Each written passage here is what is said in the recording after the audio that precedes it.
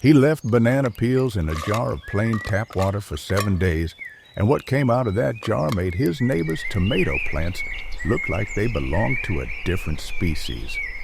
The leaves turned so dark and thick that people walking past his fence stopped to ask what he was feeding them, and he just pointed at the kitchen counter where the fruit bowl used to sit. By the time you finish this investigation, you'll know exactly how to make that same amber liquid in your own home, and you'll know the one mistake that turns it into a breeding ground for gnats. This is not a story about magic, and it's not a story about some expensive soil additive you have to order online. This is about the peel you're about to throw away after breakfast, the one that's been sitting on your counter for 3 days, turning brown and soft and faintly sweet. There are 3 things you need to understand before we go any further, and the first one is what that peel actually contains, because it's not what the fertilizer aisle wants you to believe. The second is what happens when you do this wrong, because the failure case is ugly.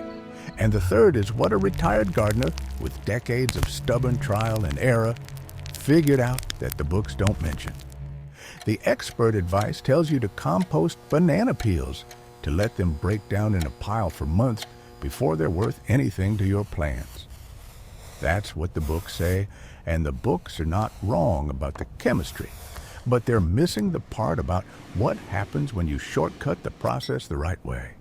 Grab a jar, fill it with water, drop in a peel that's been washed and sliced into strips, and wait.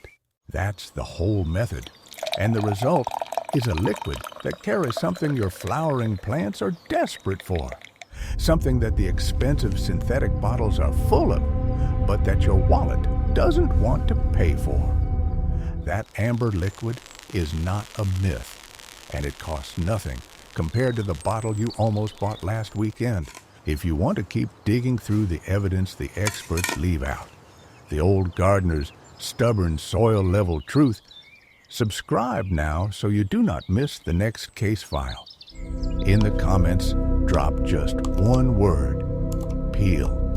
Let me know you are ready to stop throwing away what your plants are actually starving for. The first time I saw this done was in a backyard where a man in his 70s was watering a row of rose bushes with what looked like weak iced tea. He'd been doing it for years, and his roses were the kind that make you stop mid-stride on the sidewalk and stare. I asked him what was in the jug, and he laughed, held it up to the light, and said, "Oh, beautiful. That's the stuff they tell you to throw away." He didn't call it fertilizer, and he didn't call it a hack. He just called it breakfast for the soil.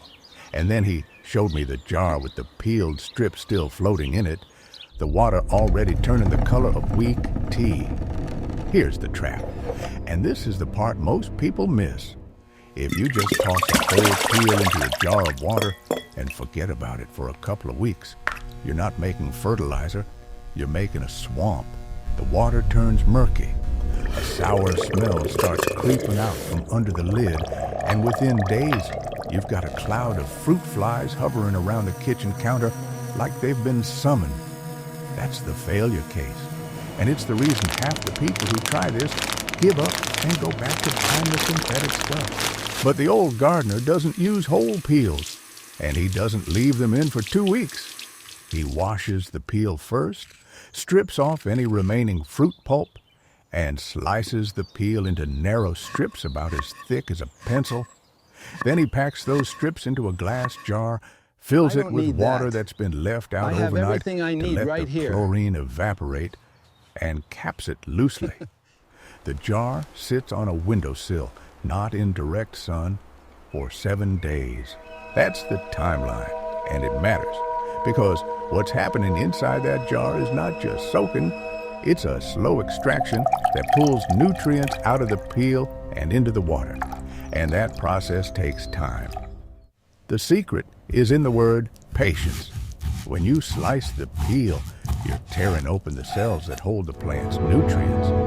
And when you leave it in water, those cells slowly release what they're holding. The potassium that helps plants form flowers and fruit, the calcium that strengthens cell walls, the magnesium that keeps leaves a deep, healthy green.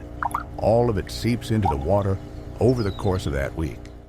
The liquid you pour off at the end is not a fertilizer in the sense of a concentrated synthetic feed, but it's a gentle tonic that your plants can absorb right away without burning their roots. You still with me? Good, because this next part is where most people lose the plot. They make the banana water, they pour it on their plants, and they don't see a miracle overnight. So they conclude the whole thing is a myth. But the old gardener pours a small amount, about 1/4 cup for a medium pot, directly around the base of the plant, not on the leaves. And then he waters normally afterward, so the liquid carries down to the roots. He does this 3 times across the 7 days, and he doesn't expect to see anything dramatic until the 2nd week. When you see the old gardener's timeline, 7 days, 3 applications, no rush, you're looking at the exact opposite of the shelf promises, screaming, instant bloom. That contrast is the whole case. Subscribe to stay on this evidence trail, because the next kitchen scrap we interrogate flips another lie the fertilizer aisle never wanted you to examine. Drop the word darker in the comments if you've ever watched a plant regain its color slowly and knew, without anyone telling you, that it was finally working. The result is not a sudden explosion of growth. It's a steady, visible deepening of color. The leaves shift from pale green to a darker, richer shade. The stems thicken slightly under your fingertips, and the plant looks like it's holding itself up taller. By the 3rd application, the difference between the treated plant and the one that got plain water is stark enough that you can see it from across the garden. That's the moment the neighbor asks what you're doing, and that's the moment you realize you've got something worth repeating. Do not, under any circumstances, leave the peels in the jar longer than 10 days, because the water starts to ferment and the bacteria multiply, and the smell turns from earthy to genuinely offensive. That's also the point where the liquid can start encouraging mold on the soil surface, which is a whole different problem. If you've ever seen white fuzz creeping across the top of a pot, you know what I'm talking about, and it's not something you want to introduce by accident. The other mistake is using water straight from the tap without letting it sit, because the chlorine in fresh tap water works against the process, slowing down the extraction and leaving you with weak, pale liquid. Fill your jar, leave it open on the counter overnight, and use it the next morning. It's a small detail, but it's the difference between a tonic that works and a jar of water with some faintly yellow strips in it. Here's what the old gardener says when people ask him why he bothers. And this is the line I keep coming back to. The plant doesn't care where the food comes from, he told me, wiping his hands on his trousers. It just cares that the food is there. And that's the whole case, really. The banana peel water is not a miracle cure, and it's not going to replace compost, but it's a way to take something you were going to throw away and turn it into something your plants can use without spending a dime. Now, the part that seems to bother people who know the science. Leave a whole banana peel on the counter, and it will take weeks to break down. And if you bury it whole in your garden, it'll sit there until the worms get to it. But slice it thin, submerge it, and give the water time and warmth, and you're shortcutting the decomposition process just enough to pull out what you need. It's not the same as compost, and it's not the same as a synthetic fertilizer, but it's real, and it works, and it costs you nothing.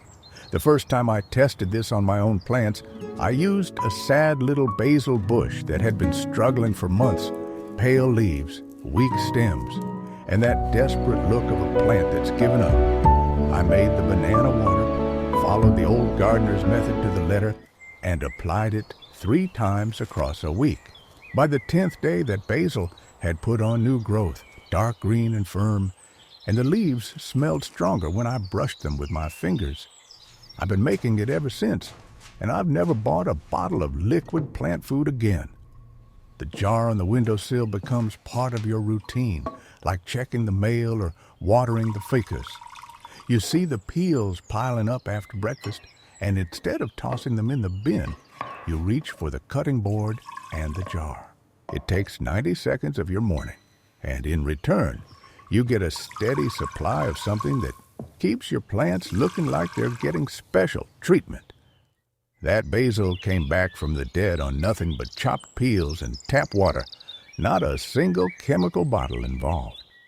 The case file on this channel keeps growing, and every new scrap I test is another piece of evidence your kitchen garbage works harder than what you've been buying. Subscribe now, because I'm about to pull out the next proof, and if you're not locked in, you'll miss it. You knew I'd come Drop back the word here. basil in the comments if hoped you've you ever would. wasted money on a fertilizer that did less than a banana peel, or tell me what plant in your house gets the first dose.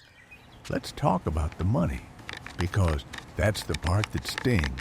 A small bottle of liquid fertilizer at the garden center runs you the price of a decent lunch. And if you have more than a few pots, you're buying a new bottle every couple of months. The banana peel water costs nothing, because the peels were going in the trash anyway, and the jar was probably sitting empty in your cabinet. Over a season, that's real money, and it stays in your pocket. But there's a caution here, and I don't want you to skip it. Banana peel water is not a complete fertilizer, and if you rely on it exclusively, your plants will eventually run out of nitrogen, which is the nutrient that drives leafy growth. The peel is rich in potassium and calcium and magnesium, but it's light on nitrogen, so the plant will get stronger and healthier and more disease resistant. But it won't get bigger the way it would with a balanced feed. The old gardener rotates his treatments, using the banana water one week and something else the next week, and that's exactly what you should do. 3 weeks in, the jar is an old friend. I catch myself eyeing the fruit bowl differently now, not just as food, but as raw material. And I know exactly which peels are good for the jar and which ones are too far gone.